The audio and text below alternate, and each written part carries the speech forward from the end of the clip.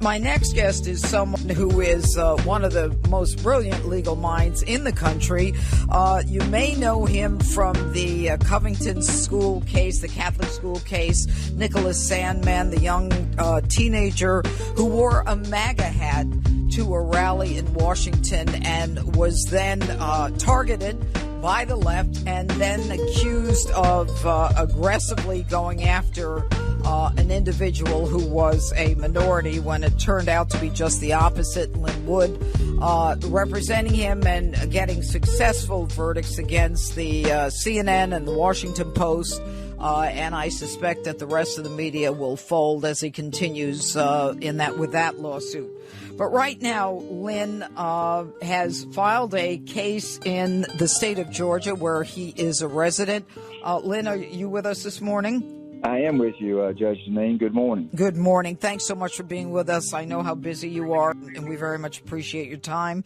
Now, you made a decision individually to sue as a resident of Georgia and as an elector, and the basis of your lawsuit had to do with, I understand, the Secretary of State not having the legal authority, certainly not the constitutional authority, to change the election law to allow for mail-in ballots. Am I wrong? No. As usual, Judge Janine, you're right. That's the essence of our case. The Secretary of State's agreement with the Democratic Party in March of this year was not approved by, was not made by the state legislature. That violates the laws applicable to a federal election in a state. It can't be done. The election in Georgia was unlawful. They're going to have a do-over. Not for the presidency. That can be decided by the Electoral College, selected by the legislature. But there's going to have to be a new down-ballot vote in January. We're going to have a legal election before this election cycle is over. We haven't had one in Georgia yet.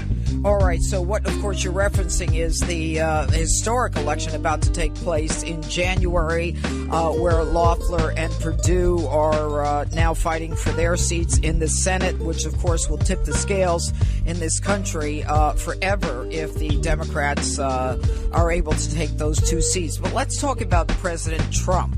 And the whole idea, my listeners have been calling and asking about what is there enough time and what would it look like to get any of these cases where judges and secretaries of states have violated Article 1, Section 4 of the Constitution and changed the election law on their own. Will that, Lin, ever get to the United States Supreme Court?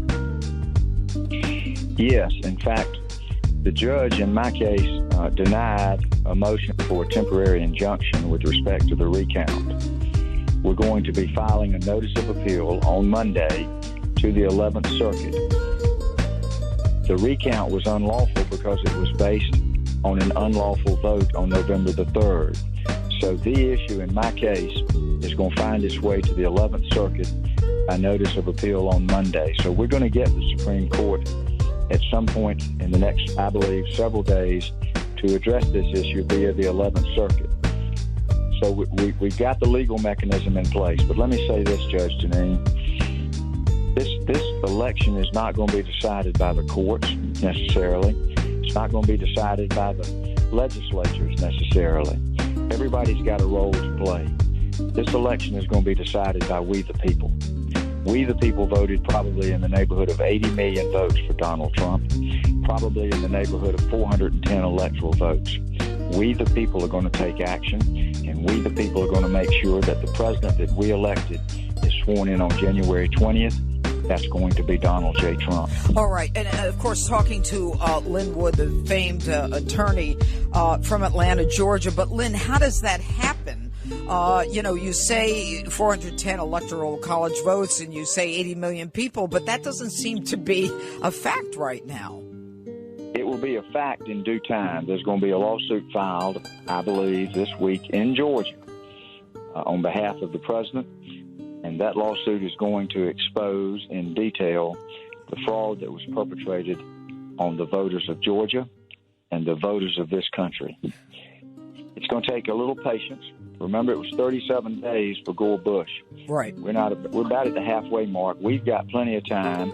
The bottom line is, Judge Janine, What you're hearing from the mainstream media is a lie. When they tell you, as you mentioned, that somehow Donald Trump's trying to steal the election, that's a lie.